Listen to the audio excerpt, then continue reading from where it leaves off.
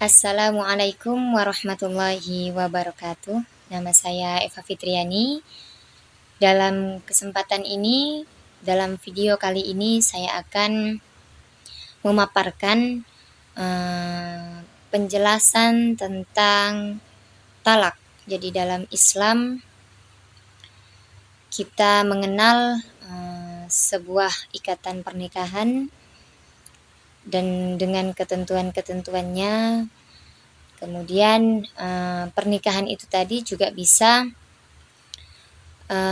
putus hubungannya, yaitu disebut dengan talak. Jadi selengkapnya tentang apa itu talak, silahkan menyimak video berikut ini.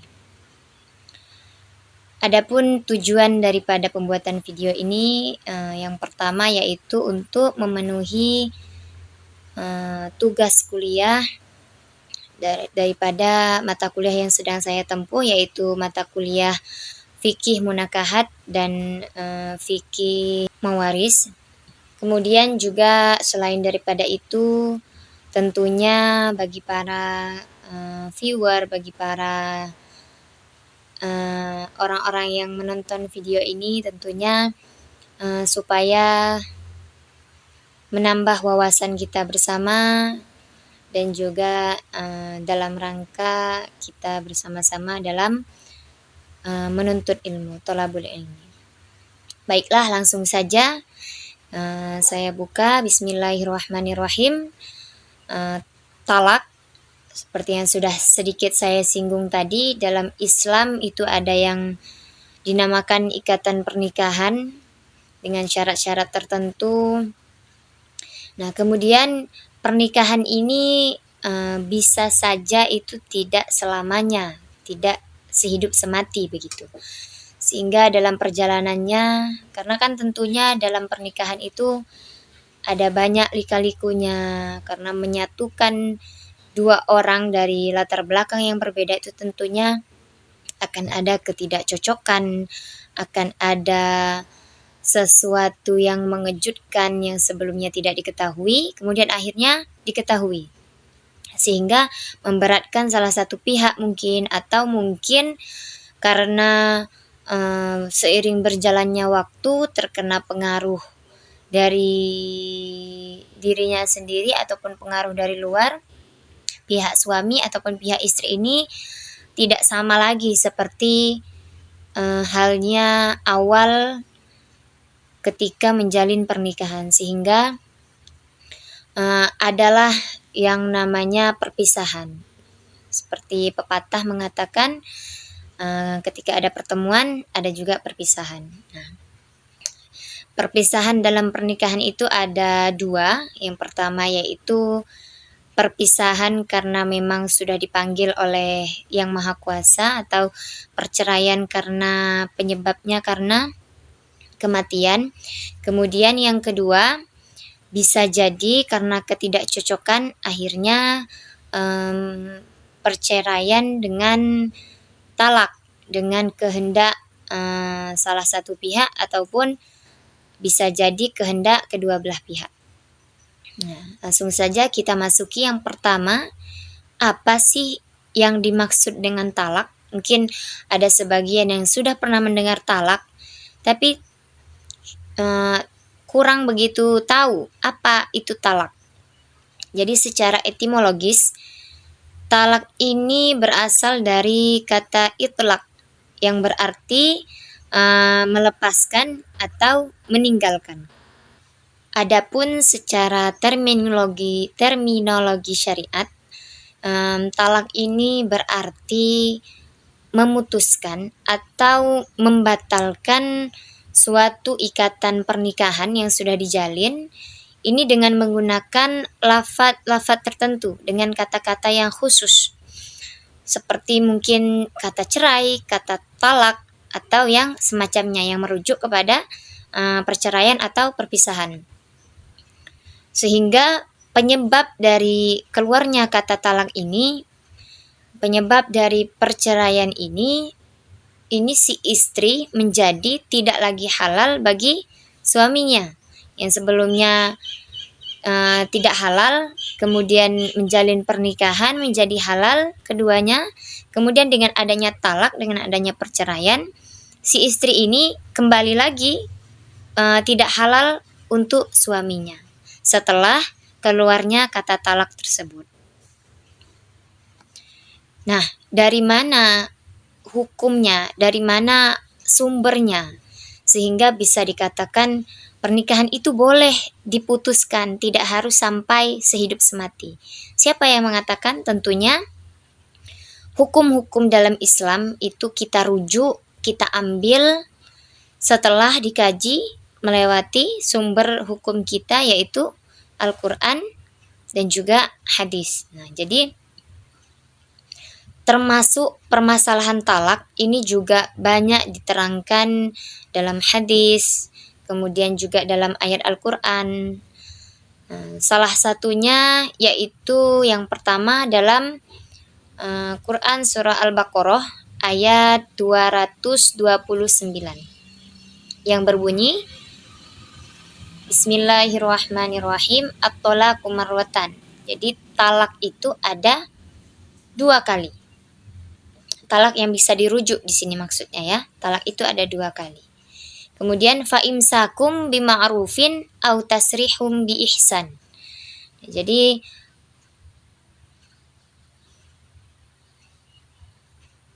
setelah ditalak itu suami dapat merujuk, dapat menahannya kembali itu dengan cara yang ma'ruf, dengan cara yang baik, atau melepaskannya itu juga dengan cara yang baik.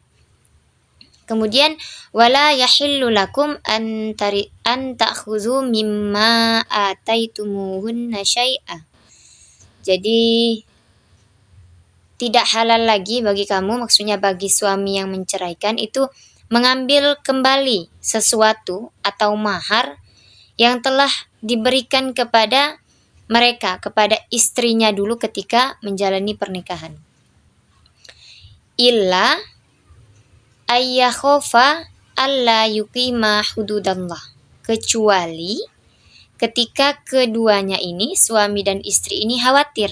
Jadi ayyakhofa, merasa khawatir.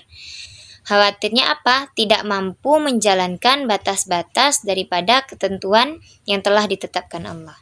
Kemudian dilanjutkan pada ayat ini, fa in khiftum alla yuqima hududallahi, jika kamu, ini merujuk kepada wali, merasa khawatir bahwa keduanya, si suami dan istri ini, itu tidak mampu menjalankan ketentuan-ketentuan Allah itu tadi, maka fala junaha alaihima fi maftadat bih. Maka keduanya ini tidak berdosa. Jadi artinya diperbolehkan begitu ya, tidak berdosa atas bayaran yang harus diberikan oleh istri untuk menebus dirinya. Kemudian ditutup ayat ini dengan tilka hududullahi fala ta'taduha. Itulah batas-batas ketentuan-ketentuan dari Allah dan janganlah kamu melanggarnya. Fala ta'taduha. Wa may yata'adda hududallahi faulaika humuz zalimun. Jadi barang siapa, ditegaskan dalam ayat ini, barang siapa yang melanggar batas-batas atau ketentuan dari Allah, itu maka mereka itu adalah orang-orang yang zalim. Jadi di sini dibahas cukup rinci tentang talak gitu ya. Kemudian selain daripada ayat ini tadi, Al-Baqarah ayat 229, ada juga dalam Al-Quran surah At-Tolak ayat 1, namanya saja sudah At-Tolak ya nama surahnya. Tentunya ayat ini kebanyakan membahas tentang talak gitu, tentang perceraian. Bismillahirrahmanirrahim. Ya ayyuhan nabiyyu idza talaqtumun nisaa fatalliquhunna li'iddatihinna. Nah, jadi Allah katakan wahai nabi. Jadi di sini ayat ini ketika Allah mengajarkan nabi begitu ya. Tapi tidak hanya nabi saja yang ditujukan, karena kita ini mengikut daripada mengikut ajarannya yang diajarkan oleh nabi, maka ayat ini sudah diajarkan kepada Nabi, kemudian juga diajarkan kepada kita. Jadi ayat ini juga untuk kita begitu. Lanjut tadi, idza talaqtumun, apabila kamu menceraikan istri-istrimu, hendaklah kamu ceraikan mereka pada waktu mereka dapat menghadapi iddahnya itu secara wajar. Jadi tidak kesulitan dengan iddahnya. Kan nanti ada pembagiannya, wanita itu diceraikan itu ketika masa dia suci, bukan ketika dia masa haid, karena itu nanti akan memberatkan iddahnya begitu. Kemudian wahsul iddata wattaqullaha rabbakum, dan hitunglah waktu iddah itu serta bertakwalah kepada Allah Tuhanmu. Jadi waktu iddah itu harus diperhatikan ya, berapa, apakah sudah lewat atau belum gitu.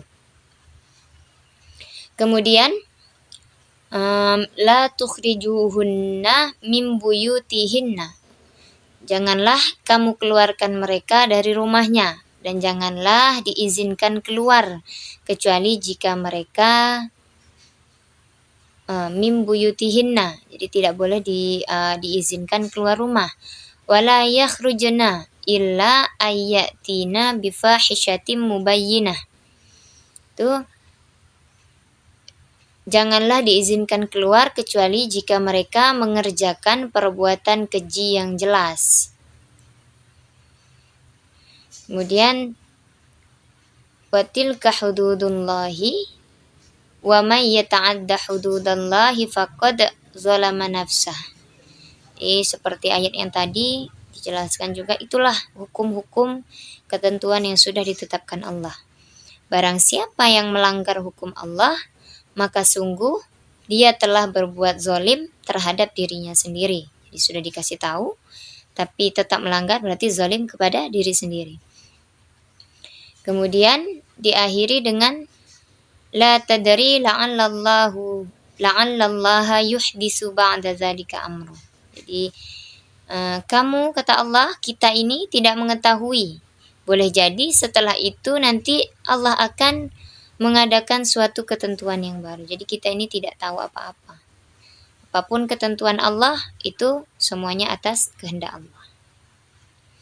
Baik, sudah saya paparkan apa itu tolak, kemudian asal sumber yang mengatakannya itu dari mana, apa saja ayatnya sudah dikatakan. Nah, kemudian kita masuk kepada pembagian talak. Jadi talak ini ada banyak pembagiannya.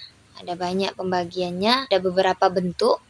Ini bentuk-bentuk ini nih menentukan prosesnya itu seperti apa, prosedurnya itu seperti apa, maka nanti akan tergolong ke talak yang mana yang diperbolehkan, mana yang tidak diperbolehkan, kemudian bagaimana caranya yang sesuai dengan syariat begitu. Yang pertama yaitu pembagian talak berdasarkan cara menjatuhkannya. Jadi keadaan istri ketika dijatuhi talak, kemudian juga keadaan yang lain. Yang pertama yaitu talak sunni, yaitu talak yang dijatuhkan ini sesuai dengan ketentuan sunnah, jadi sesuai dengan apa yang diajarkan oleh Rasulullah. Menurut sumber yang saya dapatkan, untuk bisa dikatakan talak sunni, ini harus memenuhi beberapa syarat. Yang pertama yaitu istri yang ditalak itu harus sudah pernah digauli. Jadi ketika istrinya belum pernah digauli, maka ini tidak bisa dikatakan dengan talak sunni. Kemudian yang kedua, yaitu istri ini dapat segera melakukan iddah suci setelah ditalak, yaitu dalam keadaan suci dari haid, seperti yang sudah saya singgung tadi. Jadi yang sesuai dengan ketentuan sunnah itu, istri itu ditalak dalam keadaan suci dari haid. Dan menurut ulama Syafi'iyah, perhitungan iddah ini bagi wanita yang ditalak itu adalah 3 kali suci. Jadi bukan 3 kali haid. dalam Al-Quran itu kan dijelaskan itu salah satu kuru, begitu kan? Salah satu kuru. Nah, ini ada beberapa perbedaan penafsiran, namun menurut ulama Syafi'iyah, salah satu kuru ini artinya yaitu 3 kali masa suci, bukan 3 kali masa haid, begitu. Kemudian syarat yang ketiga, suami tidak pernah menggauli istrinya selama masa suci yang di mana talak itu dijatuhkan. Jadi misal masa suci yang bulan ini yang dijatuhkan talak, maka dalam masa suci ini istrinya belum digauli, begitu. Dan sebaliknya, kalau misalnya talak ini dijatuhkan dalam masa suci, tapi dalam masa suci ini tadi si istri sudah digauli, maka ini tidak bisa lagi dikatakan sebagai talak sunni. Kemudian yang selanjutnya, ini syarat yang terakhir, yaitu mentalak istri itu harus secara bertahap.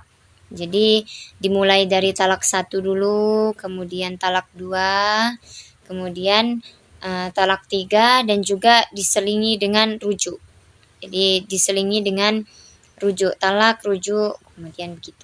Jadi tidak langsung serta-merta saya talak kamu 1 kali, saya talak lagi, kemudian 2 kali, kemudian saya talak lagi 3 kali. Nah, itu berarti tidak sesuai dengan sunnahnya. Kemudian yang kedua, setelah talak sunni menurut pembagian menurut keadaannya ini, yaitu talak bid'ah. Kebalikan daripada talak sunni tadi, maka talak bid'ah ini adalah talak yang dijatuhkan ini tidak sesuai atau bertentangan dengan tuntunan sunnah daripada yang Nabi ajarkan kepada kita semua.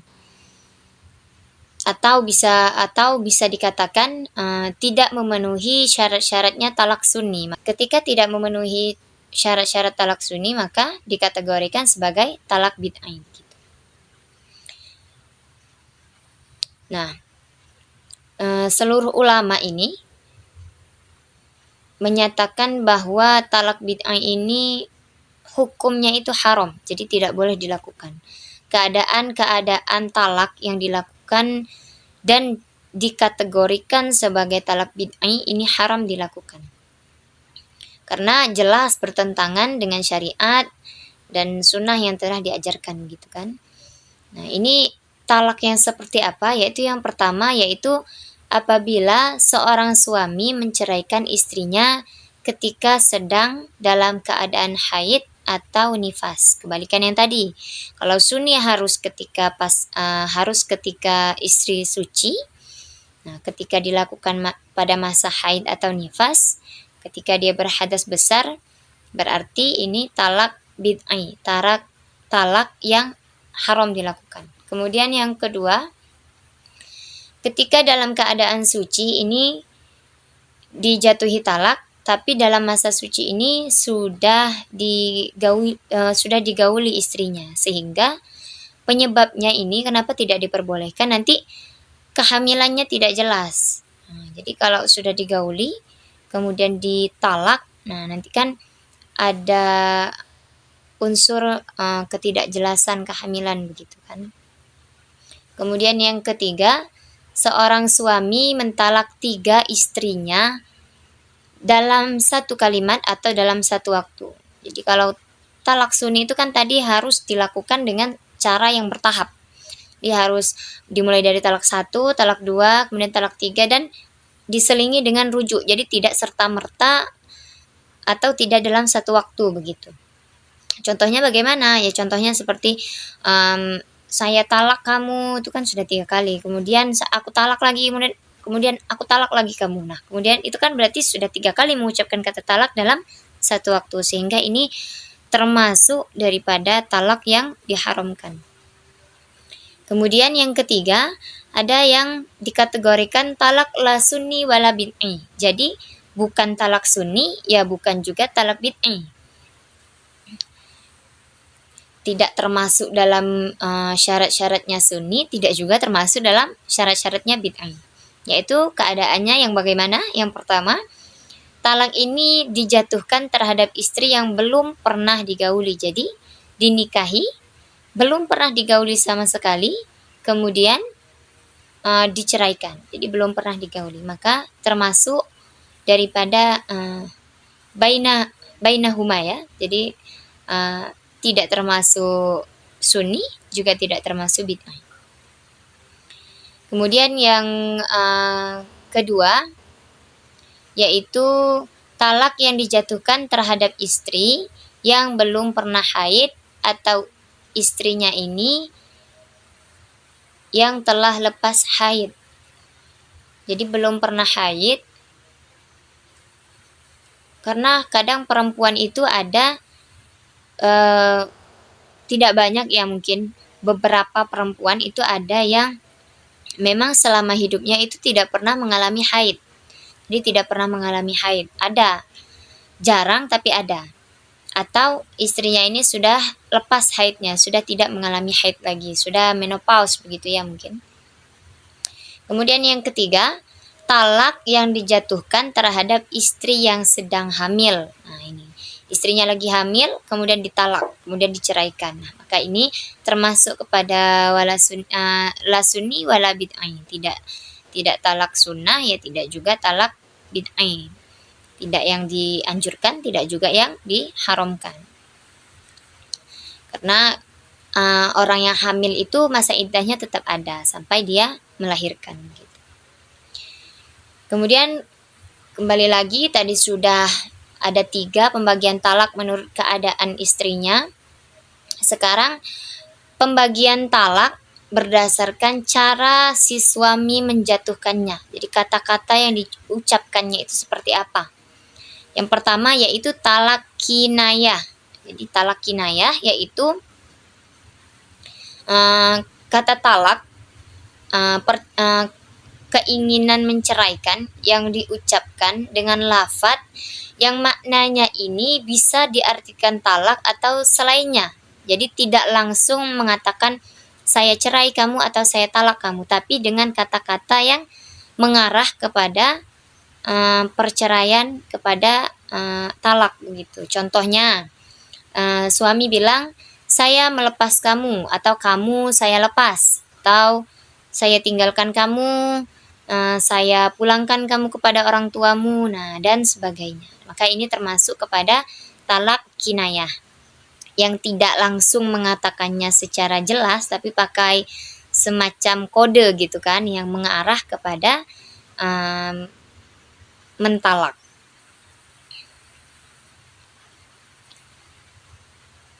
Nah, apabila lafaz-lafaz ini keluar dari mulutnya seorang suami, sudah diucapkan oleh suami disertai niat talak, dalam hatinya dia memang berniat untuk mentalak istrinya, maka talak itu jatuh kepada istrinya.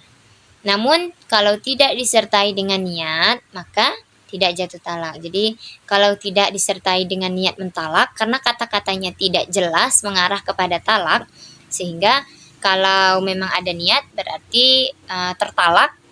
Kalau sebaliknya dia tidak berniat seperti itu, maka tidak jatuh talak. Kemudian kebalikannya yang tadi tidak cukup jelas, yang kedua berarti talak sharih. Talak yang dimana suami ini tidak lagi butuh niat atau tidak, begitu dia berniat mentalak atau tidak, tapi cukup dengan mengucapkan kata talak secara jelas, secara fasih, secara tegas. Contohnya, mengucapkan kamu saya cerai atau kamu saya talak. Nah, maka ini atau kata-kata lainnya. Imam Syafi'i mengatakan bahwa kata-kata yang dipergunakan untuk talak ini, talak sharih itu ada 3, yaitu kata tolak, kata firok, dan kata sorah. Nah, ketiga kata ini. Jadi itu sudah termasuk kepada talak yang sharih. Kata ini tadi disebutkan dalam Al-Quran dan juga dalam hadis. Nah, jadi ketika suami sudah menjatuhkan talak kepada si istri dengan kata-kata yang sharih, dengan kata-kata talak yang jelas seperti ini, maka jatuh talak tersebut ketika dinyatakan dalam keadaan sadar dan atas kemauannya sendiri. Jadi dikatakan dalam keadaan sadar, bukan dalam keadaan dia misal lagi tidur bermimpi kemudian mengucapkan kata talak. Itu kan berarti tidak dalam keadaan sadar dan juga atas kemauannya sendiri. Jadi tidak karena dipaksa, diancam, kamu harus mengucapkan kata talak. Nah, itu kan berarti bukan atas kemauannya sendiri. Jadi harus kemauannya sendiri, dan juga yang kedua harus dalam keadaan sadar. Kemudian yang ketiga, pembagian talak berdasarkan jumlahnya. Tadi sudah kita singgung jumlah mengucapkan kata talak itu tadi. Yang pertama tentunya ada talak 1, yaitu talak yang pertama kali diucapkan. Kemudian talak 2, talak yang dijatuhkan untuk kedua kalinya. Kemudian yang ketiga, talak 3, talak yang dijatuhkan pada kali ketiga kalinya gitu. Jadi talak ini hanya sampai 3 saja, tidak ada yang keempat dan kelima. Kemudian dan seterusnya. Kemudian pembagian talak berdasarkan kemungkinan rujuk. Berdasarkan kemungkinan rujuk. Rujuk itu apa? Jadi rujuk itu adalah kembalinya suami dan istri ini kembali damai begitu. Kembali lagi menjadi suami dan istri, tapi dengan ketentuan-ketentuan tertentu yang diperbolehkan tentunya. Ada syarat-syaratnya juga. Nah, pembagiannya menurut kemungkinan rujuk ini apa saja? Yang pertama yaitu talak roj'i. Talak roj'i ini yaitu yang meliputi talak 1 dan talak 2, dan dijatuhkan suami kepada si istri ini, istri yang telah digauli tanpa adanya ganti rugi. Nah, dalam keadaan ini boleh dirujuk, si istri ini boleh kembali lagi tanpa akad dan tanpa mahar yang baru selama dilakukan dalam masa iddahnya. Jadi belum habis masa iddahnya si istri sudah dirujuk kembali oleh suaminya, sudah diminta kembali. Maka ini tidak diharuskan ada mahar baru atau akad yang memperbarui akad begitu.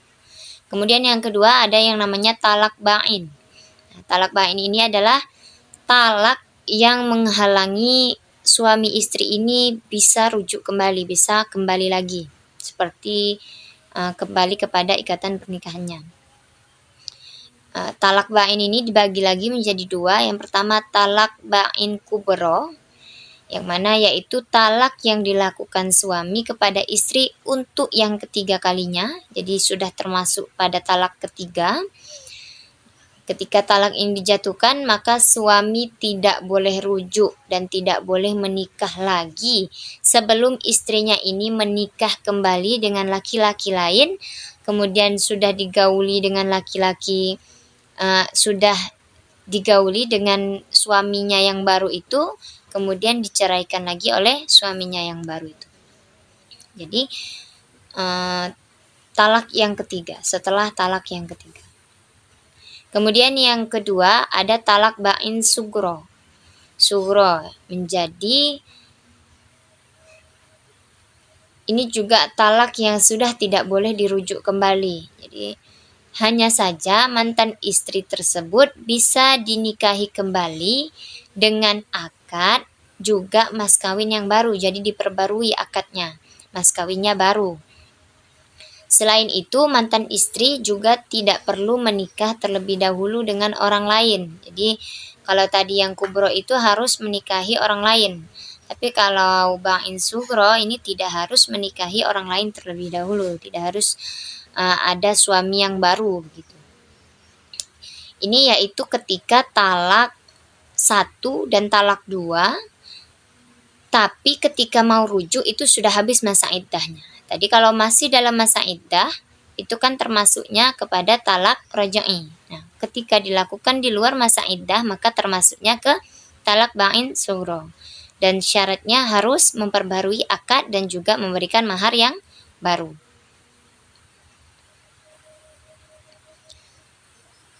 Selain talak yang di luar masa rujuk yang di luar masa iddah itu, yang termasuk talak ba'in sugro juga khulu. Apa itu khulu? Yaitu seorang laki-laki yang menceraikan istrinya dengan bayaran sebagai ganti rugi dari pihak istri. Jadi suami menceraikan istri tapi si istri membayar ganti rugi. Sebabnya karena buruknya pergaulan antara kedua suami istri ini, buruknya pergaulan mereka, baik karena akhlaknya yang bertolak belakang gitu kan, yang buruk, atau adanya cacat pada jasmani, sedangkan istrinya ini takut pada dirinya sendiri tidak mampu melaksanakan kewajibannya sebagai istri kepada suaminya. Talak bain sugro ini juga termasuk talaknya istri yang belum pernah digauli, maka termasuk kepada talak bain sugro. Jadi ketika mau dinikahi lagi harus ada akad yang baru dan juga harus dengan mahar yang baru. Baik, itu saja yang mungkin dapat saya paparkan. Saya simpulkan, tadi sudah saya bahas tentang pengertian talak. Jadi talak itu kesimpulannya yaitu memutuskan ikatan pernikahan gitu kan, dengan cara-cara tertentu. Kemudian yang kedua, ayat Al-Quran yang membahas tentang talak itu ada banyak, di antaranya tadi yang saya bacakan yaitu Al-Baqarah ayat 229 dan juga surah At-Tolak dalam ayat 1. Kemudian pembagiannya itu ada banyak, ada talak kinayah, ada talak soreh yang jelas, ada talak 1, talak 2, talak 3, kemudian ada talak roj'i yang bisa dirujuk dalam masa iddahnya, kemudian ada talak bain yang bisa dirujuk dengan ketentuan-ketentuan tertentu gitu. Mungkin sekian yang dapat saya sampaikan dalam video kali ini. Ihdinas syiratal mustaqim. Sebelumnya saya memohon maaf apabila dalam penyampaian saya dalam video ini ada